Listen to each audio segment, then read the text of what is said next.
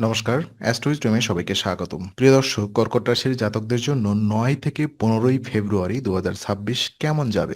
স্বাস্থ্য, অর্থ, কাজ ও ভবিষ্যৎ পরিকল্পনা নিয়ে থাকছে আজকের পূর্ণ বিশ্লেষণ। তো চলুন শুরু করা যাক। প্রথমত, স্বাস্থ্য ও ভ্রমণ সম্পর্কিত তথ্য পর্যালোচনায় যাব। তো এই সপ্তাহে কর্কট রাশির জাতকদের স্বাস্থ্য মোটামুটি ভালো থাকার সম্ভাবনা রয়েছে। রাহু অষ্টম ঘরে অবস্থান করায় বড় কোনো শারীরিক সমস্যা দেখা দেওয়ার সম্ভাবনা কম। তবে এর অর্থ এই নয় যে আপনি আপনার শরীরের প্রতি সম্পূর্ণ উদাসীন থাকবেন। বরং নিয়মিত বিশ্রাম, পর্যাপ্ত ঘুম এবং হালকা ব্যায়াম করলে আপনার এনার্জি লেভেল আরও ভালো থাকবে। মানসিক চাপ এড়িয়ে চলা জরুরি, কারণ অতিরিক্ত চিন্তা বা টেনশন শারীরিক ক্লান্তি বাড়াতে পারে। এই সময় ভ্রমণ আপনার জন্য কিছুটা চাপের বা ক্লান্তিকর হতে পারে। কাজের প্রয়োজনে বা পারিবারিক কারণে ভ্রমণ প্রয়োজন হলে আগে থেকেই পরিকল্পনা করে নিন। হঠাৎ করে ট্রিপ নেওয়া বা অপ্রয়োজনীয় যাতায়াত করলে শরীর দুর্বল লাগতে পারে। তাই যতটা সম্ভব দীর্ঘ ভ্রমণ এড়িয়ে চলাই ভালো। নিয়মিত রুটিন মেনে চলা, সময়মতো খাওয়া-দাওয়া করা এবং নিজের শরীরের সংকেতগুলোর দিকে নজর রাখলে এই সপ্তাহটি আপনি তুলনামূলকভাবে সুস্থভাবেই পার করতে পারবেন।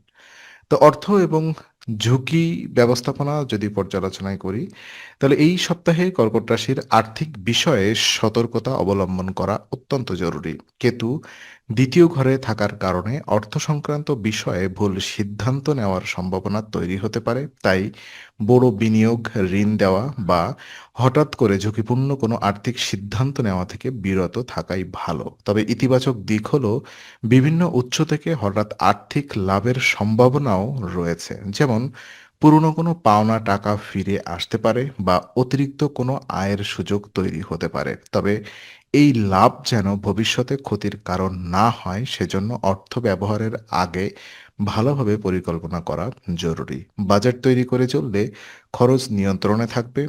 এই সময় অপ্রয়োজনীয় শপিং বা আবেগের বশে খরচ না করাই বুদ্ধিমানের কাজ। পরিবারের আর্থিক বিষয় নিয়ে আলোচনার সময়ও বাস্তববাদী দৃষ্টিভঙ্গি বজায় রাখুন।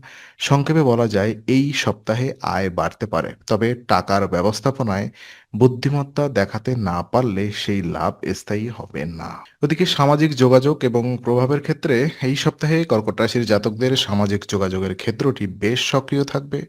সামাজিক কার্যকলাপে অংশগ্রহণ করলে আপনার পরিচিতির পরিধি বাড়বে এবং প্রভাবশালী ও গুরুত্বপূর্ণ ব্যক্তিদের সাথে যোগাযোগ তৈরি হতে পারে।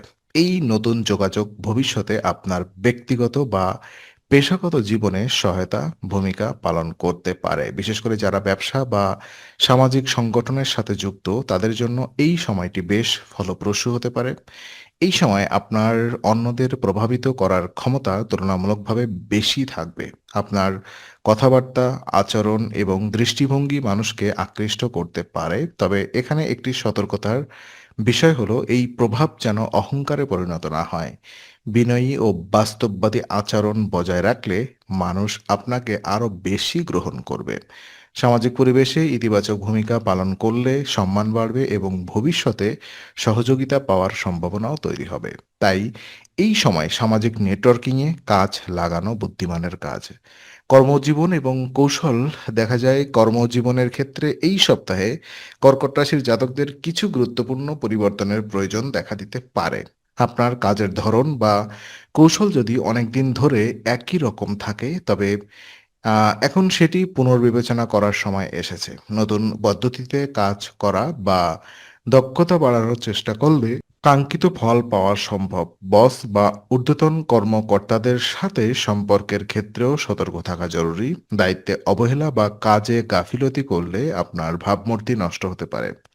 এই সময়ে কাজের ক্ষেত্রে ধৈর্য ও পেশাদারিত্ব বজায় রাখা খুবই গুরুত্বপূর্ণ। কোনো বিষয়ে দ্বন্দ্ব তৈরি হলে তা শান্তভাবে সমাধান করার চেষ্টা করুন। সহকর্মীদের সাথে সহযোগিতামূলক মনোভাব বজায় রাখলে কাজের পরিবেশ ভালো থাকবে।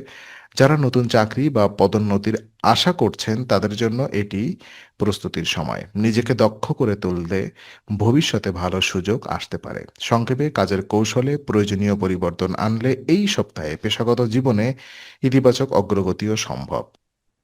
শিক্ষা পরিকল্পনা এবং উপায়গুলো কি রয়েছে? তো এই সপ্তাহে শিক্ষার্থী এবং যারা ভবিষ্যৎ লক্ষ্য নিয়ে কাজ করছেন, উভয়ের জন্যই পরিকল্পনা অত্যন্ত গুরুত্বপূর্ণ। লক্ষ্য অর্জনের জন্য পরিকল্পিতভাবে এগোনো প্রয়োজন।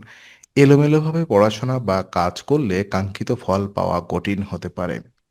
একটি করণীয় তালিকা বা রুটিন তৈরি করলে সময়ের সঠিক ব্যবহার হবে এবং অপ্রয়োজনীয় চাপ কমবে। এতে করে মানসিক স্থিরতাও বজায় থাকবে। যারা পরীক্ষার প্রস্তুতি নিচ্ছেন তাদের উচিত দুর্বল দিকগুলো চিহ্নিত করে সেগুলোর উপরে বেশি মনোযোগ দেওয়া। আর এই সপ্তাহে সঠিক প্রস্তুতি নিলে ভবিষ্যতে ভালো ফল পাওয়ার সম্ভাবনা বাড়বে। কাজ বা পড়াশোনার পাশাপাশি নিজের মানসিক স্বাস্থ্যের দিকেও নজর দিন। ধৈর্য ধরে নিয়মিত চেষ্টা করলে ধীরে ধীরে উন্নতি লক্ষ্য করা যাবে। তো উপায় হিসাবে প্রতিদিন নিয়মিত ৪৪ বার ওম দুর্গায় নমঃ জপ করলে মানসিক শক্তি বাড়বে, আত্মবিশ্বাস বৃদ্ধি পাবে এবং নেতিবাচক প্রভাব কমে আসবে। তো আজকের আলোচনা আমরা এখানেই শেষ করছি। ভালো লেগে থাকলে লাইক, কমেন্ট ও শেয়ার করুন। আরও এমন ভিডিও পেতে অবশ্যই চ্যানেলটি সাবস্ক্রাইব করুন। আবার দেখা হবে। ততক্ষণ ভালো থাকুন, শান্তিতে থাকুন। নমস্কার।